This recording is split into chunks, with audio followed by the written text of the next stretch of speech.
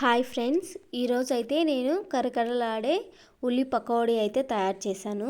చూసేయండి.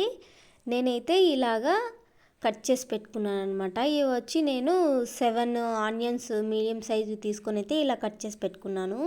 తర్వాత కొత్తిమీర, కరివేపాకు, పుదీనా అయితే ఇలా చిన్నగా కట్ చేసుకొని ఇందులో అయితే యాడ్ చేసుకుంటున్నాను. చూసారు కదా. తర్వాత వచ్చి నేను కారం అయితే 2 టేబుల్ స్పూన్ అయితే యాడ్ చేసుకుంటున్నాను.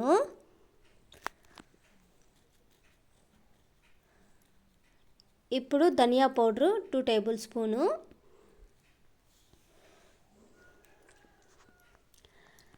తర్వాత టేస్ట్కి సరిపడా అయితే సాల్ట్ అయితే యాడ్ చేసుకుంటున్నాను. మీరు ఇది ఎలా యాడ్ చేసుకోవాలంటే, మీరు ఇప్పుడు 2 టేబుల్ స్పూన్ కారం అయితే వేసుకుంటే 1 టేబుల్ స్పూన్ సాల్ట్ అయితే వేసుకోవాలి.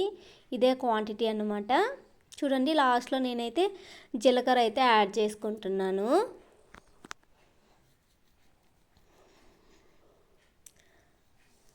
ఇప్పుడు వచ్చి నేనైతే శనగపిండి అండి, నేనైతే భాగ్యలక్ష్మి శనగపిండి అయితే యూజ్ చేస్తాను. మీకు మీరు నచ్చిన బ్రాండ్స్ అయితే యూజ్ చేయండి. ఇలా అయితే నేను 2 కప్స్ అయితే తీసుకున్నాను అనమాట. ఇలా మొత్తం అన్నీ వేసి బాగా కలుపుకోవాలి.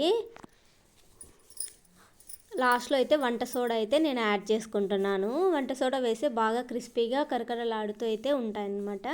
చూడండి, ఇలా బాగా కలుపుకోవాలి చూపించిన విధంగా అయితే. ఈ ఆనియన్లోనే వాటర్ అనేది ఉంటుందన్నమాట. మనం బాగా సాఫ్ట్గా ఇలా కలుపుకుంటూ వస్తే వాటర్ వేయనవసరం లేదండి. తర్వాత నేనైతే ఆయిల్ హీట్ చేసుకొని ఇలా చిన్న చిన్నగా అయితే వేసుకున్నాను. చూడండి, మీడియం ఫ్లేమ్లో మాత్రమే మనము ఈ పకోడీని హీట్ చేసుకోవాలి. సో ఇలా బ్రౌన్ కలర్ వచ్చాక ఇలా హీట్ అవుతుంది. మనం ఇలా చూస్తే మనకి సౌండ్ వస్తుందన్నమాట. బాగా పకోడీ మొత్తం బాగా వేగిందనమాట.